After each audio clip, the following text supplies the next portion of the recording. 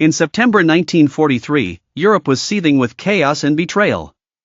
Italy, a Nazi ally only yesterday, announced its surrender to the Allies.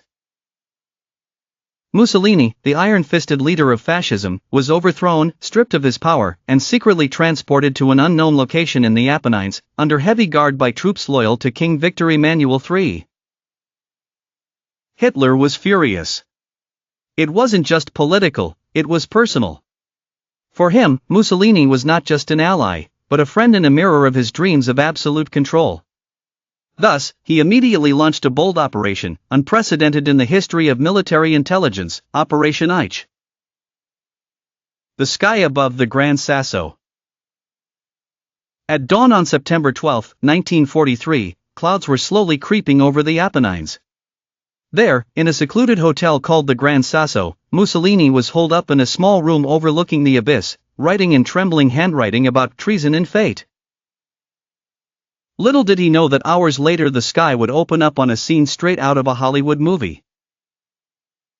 At a distant German base, SS officer Otto Skorzeny was preparing to carry out a seemingly impossible mission, to liberate the Duce without firing a shot.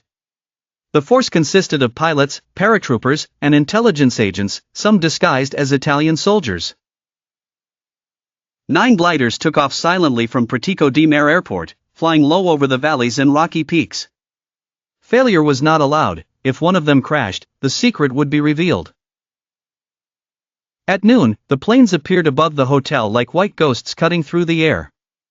The wind screamed between the wings, and the first plane crashed into the narrow field adjacent to the hotel. Men emerged from it, their faces covered in dust and anger. At the forefront was Skorzeny, a tall man, waving his pistol without firing. He stood before the Italian officers and said with cold sternness, "No one is shooting. We came only for the Duce." The surprise was so stunning that the Italian guards froze. Not a single shot was fired.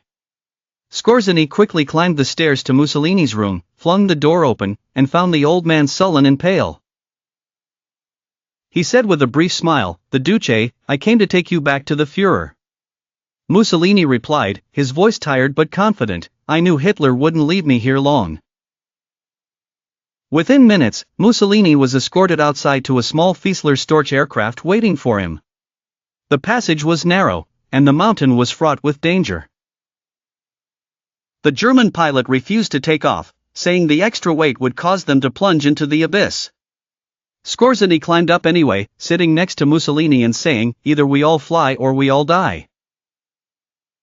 The plane rolled down the slope, its last wheels almost touching the void, then miraculously rose above the icy peaks. At that moment, the command radio rang out, "The eagle is out of the cage."